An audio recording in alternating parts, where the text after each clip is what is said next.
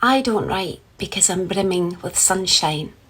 I write because I naturally run dark. And those of us who run dark, who feel hard, who see everything, must work at that disposition in order to survive this life. I write to remind myself that living with kindness as my lead changes everything just like magic. And if there is any magic in this life, then surely it's that. I write to remind myself that the only way to combat the losses of this life is to love harder.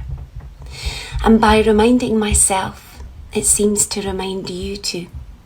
And for that I am grateful, because I have found myself a place in this world, and that is born solely of the fact that for almost 5 decades I have been too much, too sensitive, difficult.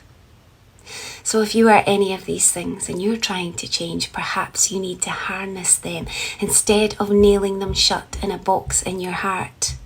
Maybe these parts of you will save someone one day. Maybe they already have, but you didn't stop to see how amazing that was because you're always running on the treadmill.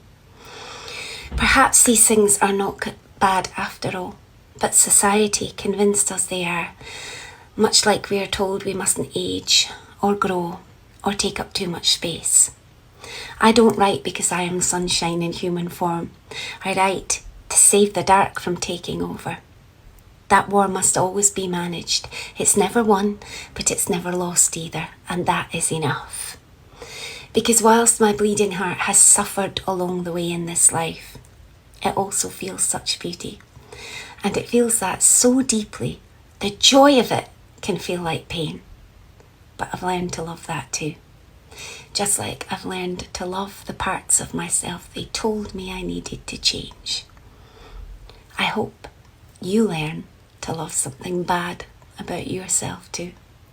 I think they are some of your finest traits.